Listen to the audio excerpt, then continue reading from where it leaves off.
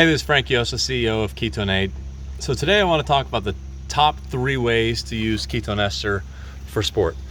People ask me all the time, so what's the protocol? How do I use it? And it's extremely complicated. We have a 90-minute protocol video you can see on ketone.com/protocol.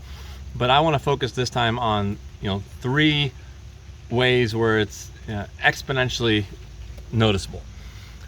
The first is fasted. If you do fasted workouts and you incorporate ketone esters, that is when we notice people are having significantly more reliable benefits when doing it in a fasted state. Now, why do athletes work out fasted? Many reasons. Let's go through a few of them. For weight loss purposes. So they have no fuel, the body is starved of fuel, starts going into the fat reserves. So that's a great way for professional athletes. I'm not talking about people trying to lose weight. That's a whole other thing. But professional athletes. Another reason is less inflammation. Glucose creates, and eating for that matter, creates inflammation. And if you can do your workouts with less inflammation, you'll be less sore, allowing you to do more workouts more frequently, and ultimately build your body up that way.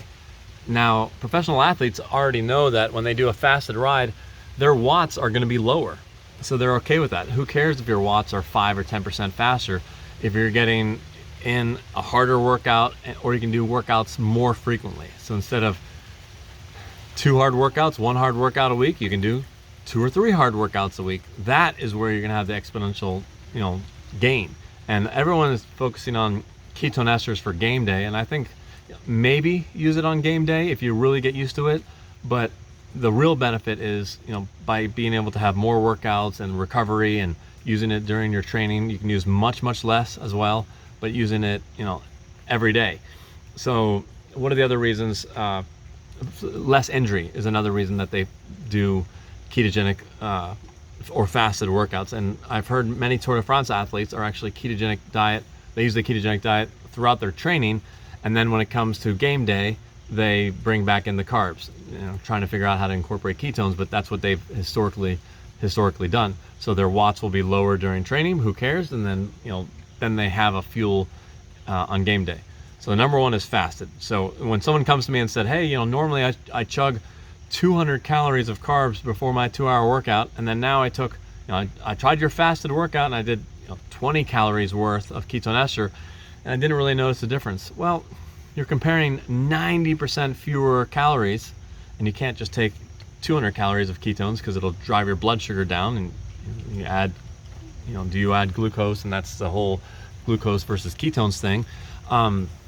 So they say they don't notice the difference. But yeah, you're gonna have, if you have 10 times more of another fuel, even though it's a dirty fuel and not efficient, you might not notice the difference. Now, you might notice something where your workout's a little bit longer, or you're less tired at the end, you're mentally less fatigued, you go to your work day and you're still sharper. Yeah, but average watts, yeah, you might not notice the difference if you're going from super gel packs every hour to just a tiny amount of ketones. Maybe not. The second is altitude.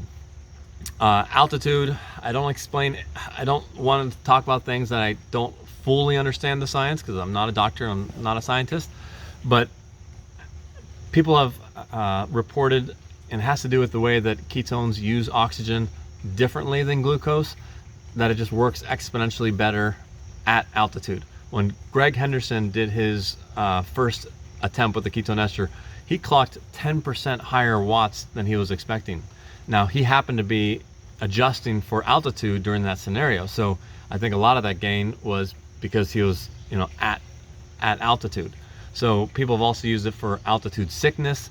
So if people are going to a training camp and are already training at altitude, I do think that they will notice the ketone ester exponentially more than at ground level.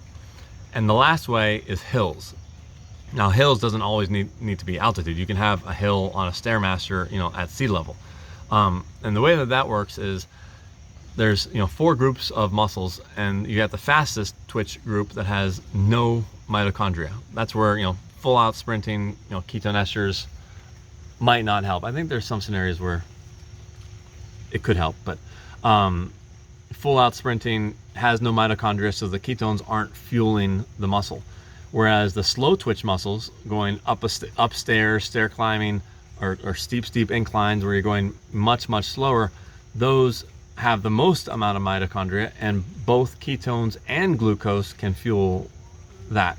So ideally, my perfect clinical trial for someone to do would be fasted hill workout at altitude, and compare that to, you'd have to compare it to fasted without ketones. Otherwise, you can't placebo someone having a meal and someone not having a meal. So you'd have two groups, both fasted, in that scenario, one with ketones, one without, and that's where you're going to see an exponential difference. And over the years, we've seen some people recording 10% improvement, and then other people not showing any improvement, and trying to figure out what was the scenario. And that 10% gain, he was doing a hill workout for 1 hour, hill climb, and he was doing it fasted. He normally does it fasted, and he broke his Strava record by 10%. Now, he wasn't at altitude necessarily, but he had 2 of the 3. So those are the best no-brainer ways to use it. But keep on watching the other videos on different ways to use it. People can strategically use it right before the hill climb as well. So you can be using carbs along the way. If you know that there's a hill coming up, 10 to 15 minutes before, you can take the ketone ester. Now, don't take too much. You've got to try out. It can be anywhere from 10 mLs to 60 mLs of Ke4. More is not better. If you take too much, you're going to drop your blood sugar and you're going to get flat. But Daniel Holloway, when he won the national championship, he said that it was as if he was in a different gear going up the mountain, next to other people. So that's how I would construct a clinical trial, not what they've been doing now, which is 2 hours of riding and then a 17-minute sprint, and then they say, oh, it doesn't work in the sprints. Well, I think we kind of know that.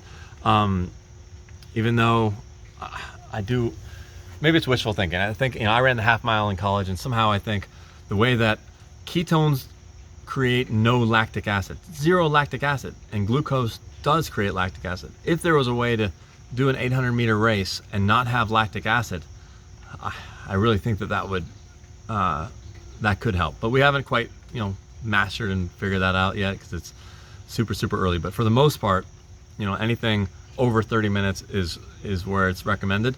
But we're having people playing with lower numbers, especially for recovery. So if you do events that have semifinals and quarterfinals and finals, that's where it can be. You can use it strategically in between those events, so that you are as recovered as if you had never done any workout. So there you go. My email is frank@ketone.com.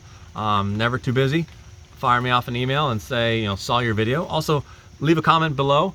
Our views might not be very high, but when we get feedback from our customers, they just go through and they sometimes watch all 50, 100 videos, because there's just a lot of content. Maybe one day it'll go into a book. Anybody like that idea? Leave a comment and make sure to subscribe. All right, thanks.